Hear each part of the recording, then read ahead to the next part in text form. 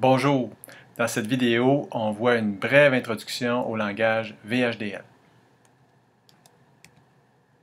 Donc, les sujets de ce thème sont les suivants. On va voir les origines et les avantages de VHDL. On va voir comment modéliser un circuit numérique simple en VHDL. On va considérer quelques détails du langage comme la case, les espaces, les commentaires et les littéraux. On va parler d'identificateurs et de types et d'opérateurs. Et on va finir avec un exemple. Les langages de description matérielle ont vu le jour au début des années 80. On s'est rendu compte à ce moment-là qu'il devenait impossible de décrire des circuits de plus en plus complexes à l'aide de schémas.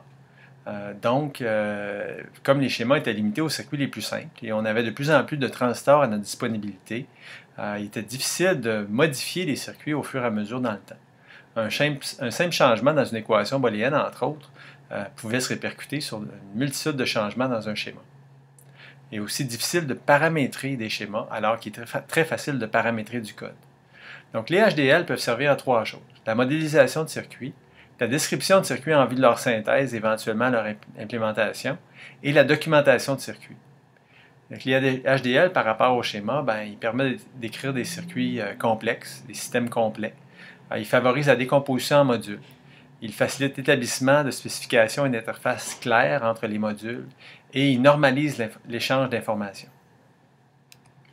Il y a trois langages particulièrement populaires pour décrire des systèmes matériels, le VHDL, le Verilog et le système C.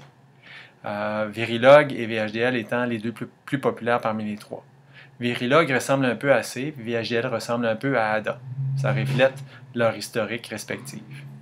Il est relativement facile d'apprendre les deux langages. Ça prend un peu plus d'effort, par contre, pour les maîtriser. VHDL tend à être plus vaste. Il y a une plus grande base. Le langage est plus riche en différentes fonctions. Par contre, il y a beaucoup des fonctions de VHDL qui ne sont pas utilisées, où il y a beaucoup de redondance dans le langage. On tend à préférer en général le langage qu'on apprend en premier. Il y a certaines régions en Amérique du Nord où on préfère le Verilog et d'autres où on préfère le VHDL. Dans le cours INF 3500, on va parler exclusivement de VHDL. Donc, VHDL est un langage de programmation complet. Il a été développé pour le compte du gouvernement américain pour documenter la conception de circuits intégrés. Il est fortement inspiré du langage ADA, qui lui aussi est un langage qui avait été développé pour le compte du gouvernement américain. Rapidement, des simulateurs de VHDL sont apparus et donc permettaient alors de voir le fonctionnement du circuit qui était modélisé. Ensuite, la suite logique a été la conception synthétiseur qui interprétait le langage VHDL pour instancier des circuits numériques. Le langage VHDL a été normalisé par les 3E. La première norme remonte à la fin des années 80 et il y a eu des mises à jour régulières depuis. La norme la plus récente, par contre, n'est pas particulièrement bien supportée par les outils de conception. On va maintenant voir, à l'aide d'un exemple concret, comment modéliser en VHDL un circuit combinatoire simple. La description en VHDL comporte trois parties. La première, celle des librairies, indique où se trouvent certaines définitions du langage. La deuxième, celle de l'entité, spécifie les ports d'entrée et de sortie du circuit. Dans le cas qui nous intéresse, il y a deux ports de sortie, S et Cout, qui se retrouvent ici dans la définition, dans la déclaration de l'entité, sous le mot-clé port. On observe que pour Cout et S, on a le mot-clé out qui est utilisé pour indiquer que c'est un port de sortie. Il y a trois ports d'entrée, Cin, X et Y, qui se retrouvent aussi dans la définition des ports du circuit, ici Cin, X et Y, avec le mot-clé in qui nous indique que ce sont bien des ports d'entrée. Les 5 ports d'entrée et de sortie sont de type STD logique. On va voir un peu plus tard ce que ce type-là représente, mais pour l'instant, on peut dire que ça représente un fil électrique. La troisième partie de la description du circuit est l'architecture.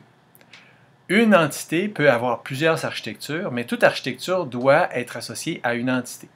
Alors que l'entité nous définit la vue extérieure du circuit, quelles sont ses entrées et ses sorties, l'architecture va décrire qu'est-ce qui se passe à l'intérieur du circuit. Donc on voit ici que le nom de l'architecture est flow de données et elle est associée à l'entité add 3 bits qui était définie ici plus haut. L'architecture comporte deux parties, une partie déclarative et un corps. Dans la partie déclarative, on peut définir différentes variables, différents signaux qui seront utilisés à l'intérieur du circuit. Donc ici, on définit trois signaux, T1, T2 et T3, qu'on voit bien identifiés dans le circuit. Les trois signaux sont du même type que les paires d'entrée et de sortie, c'est-à-dire STD logique. Ensuite, dans le corps de l'architecture, qui est situé entre le mot-clé begin et le mot-clé end, on va retrouver ici une suite d'énoncés concurrents qui définissent la relation pour chacun des signaux du circuit en fonction de ses entrées. Par exemple, pour le signal S à la sortie, il est égal à la fonction ou exclusif qui est appliquée entre l'entrée Cin et le signal interne T1. Et c'est ce qu'on retrouve ici dans la première équation. Les quatre autres équations sont semblables. Bon, maintenant, ce qui est très important en VHDL, dans le cas d'énoncés concurrents qui sont à l'intérieur du corps d'une architecture, c'est que l'ordre dans lequel les énoncés sont écrits est sans importance. On remarque d'ailleurs que l'énoncé de sortie du signal S est écrit en premier, avant que la définition du signal T1 ait été donnée un peu plus bas ici. Et c'est sans importance. On pourrait intervertir l'ordre ici de ces 5 énoncés et le comportement modélisé serait absolument le même. Donc en VHDL, 4 particularités. Tout d'abord, le langage n'est pas sensible à la casse. Les lettres majuscules et minuscules sont traitées de la même façon. Ensuite, il n'y a pas de différence entre les espaces, les tabulations et les retours de chariot, qu'ils soient seuls ou en suite de plusieurs. Ensuite, pour écrire un commentaire en VHDL, on utilise 2 tirets, un à côté de l'autre, et ça rend ainsi le reste de la ligne comme étant un commentaire. Il n'y a pas de commentaire bloc comme en C. Les littéraux maintenant sont composés d'un caractère unique qui est placé entre apostrophes ou bien d'une chaîne de caractères qui est placée entre guillemets, par exemple tel que montré sur la diapositive. Un littéral numérique suit des règles qui peuvent paraître assez complexes pour le VHDL. Elles sont indiquées sur la diapositive et je vous encourage à les consulter. On peut exprimer des littéraux numériques en base 2, 8 ou 16 en utilisant les spécificateurs de base qui sont respectivement B, O, la lettre, et X respectivement, encore une fois, de la façon qui est indiquée par les exemples sur la diapositive. Les identificateurs en VHDL sont composés de lettres, de chiffres et ou du soulignement.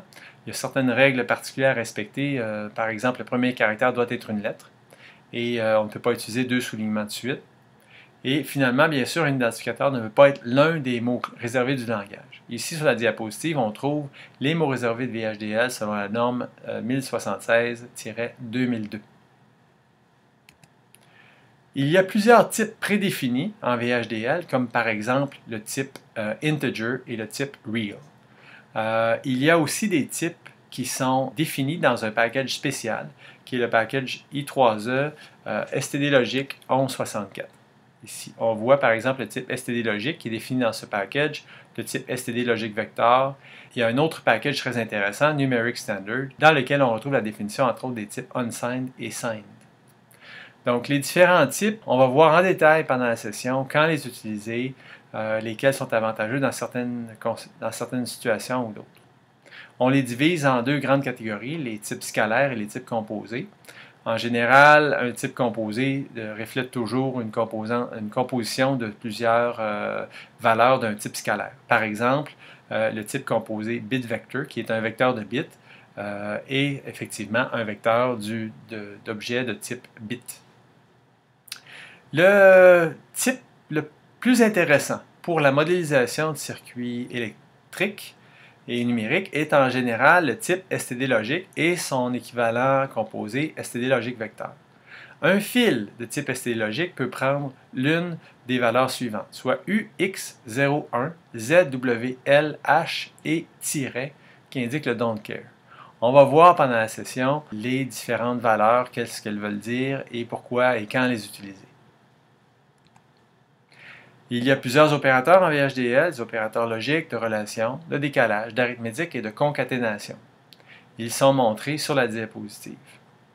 Il y a certaines particularités, entre autres, l'opérateur pour la différence est composé de la barre oblique suivie du signe d'égalité. L'opérateur d'égalité est composé d'un seul symbole d'égalité. Il faut faire attention avec la relation plus petit ou égal. Cet opérateur-là peut aussi signifier l'assignation de valeur. Si vous regardez les diapositives en arrière qui comportaient l'exemple du circuit combinatoire, vous allez voir que ce symbole est utilisé qui ne veut pas dire plus petit ou égal. On a l'exponentiation qui est composée de 2 étoiles et la concaténation qui est composée de l'esperlume. Donc maintenant un exemple. Alors on a considéré déjà le problème du vote dans la partie d'introduction du cours. Un comité composé de 4 personnes qui a besoin d'un mécanisme de vote secret pour les amendements sur la constitution d'un comité. Donc dès que 3 personnes ou 4 votent en faveur d'une proposition, celle-ci est acceptée. Donc, on va voir comment modéliser ce circuit-là en VHDL. Donc, tout d'abord, on doit obtenir la table de vérité du circuit.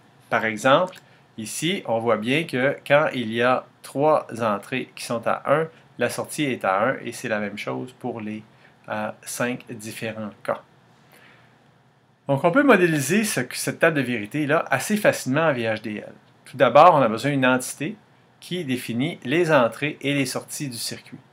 Ici, on a défini un type composé, STD logique vecteur, qui comporte 4 bits, qui s'appelle les votes, et une seule sortie, approbation. Donc, approbation correspond à la sortie F. On voit les directions in et out pour, bien sûr, les paires d'entrée et de sortie. L'architecture, ici, est composée, elle n'a pas de déclaration dans la partie déclarative, et il y a seulement le corps qui est là. Avec l'énoncé with select, donc avec la valeur d'entrée les votes, choisir. Donc dans approbation, on va placer la valeur 1 quand les entrées sont égales à 0, 1, 1, 1, qui correspond à cette ligne-ci. Et si je suis un autre exemple, par exemple, on va aussi donner la valeur 1 quand l'entrée est 1, 1, 1 et 1, qui correspond à la dernière ligne du tableau. Toutes les lignes du tableau où la sortie doit être 0 sont regroupées avec un seul énoncé ici par défaut. Donc on donne la valeur 0 dans tous les autres cas, when others. Cette approche est très compacte et a l'avantage d'être facile à modifier aussi et est équivalente directement à celle d'une table de vérité. La table de vérité nous avait permis de trouver l'équation booléenne du circuit qui était BCD plus ACD plus ABD plus ABC. À partir de l'équation booléenne, on peut obtenir une description en VHDL directement en écrivant tout simplement l'équation. Donc, on a la même entité que préalablement, c'est-à-dire l'entité vote avec un part, une déclaration de part avec 2 parts. Un part d'entrée, les votes, et un part de sortie, les approbations. Ensuite, on peut définir de nouvelles architectures. L'architecture flow de données 2 et l'architecture flow de données 3. Il faut comprendre tout d'abord qu'on ne pourrait jamais synthétiser ni implémenter plus d'une architecture. Au moment de la synthèse, on va choisir une seule architecture, au moment d'une simulation aussi. Donc, l'architecture flow de données 2 correspond à l'équation non réduite, c'est-à-dire qu'on reconnaît tout de suite le premier terme ici, not A, NB, NC, ND, qui correspond au terme, le premier terme de la version non réduite de l'équation. Pour l'architecture flow données 3, on a la version réduite de l'équation. Il y a un artifice qui est utilisé ici pour simplifier l'écriture des équations en assignant à un ensemble de signaux A, B, C et D la valeur de les votes. Donc effectivement, cette assignation-là ici est assez puissante. Elle permet de prendre les votes, l'indice numéro 3, le mettre dans A, les votes, indice numéro 2 et le mettre dans B, les votes, indice numéro 1 dans C et indice 0 dans D, ce qui simplifie grandement l'écriture. On peut se poser, est-ce qu'une des 3 versions, une des 3 architectures est préférable? Est-ce que c'est celle avec la table de vérité ou celle avec l'équation? Ah, il n'y a pas vraiment de réponse, puis la beauté de la chose, c'est que les trois architectures sont équivalentes. Tout à fait équivalentes, elles produiraient le même circuit après une synthèse, avec la même performance et le même coût. Donc, c'est un exemple de la richesse de VHDL et du fait qu'on puisse représenter une même fonction de plusieurs manières avec le langage. Donc, ceci complète cette brève introduction au langage VHDL.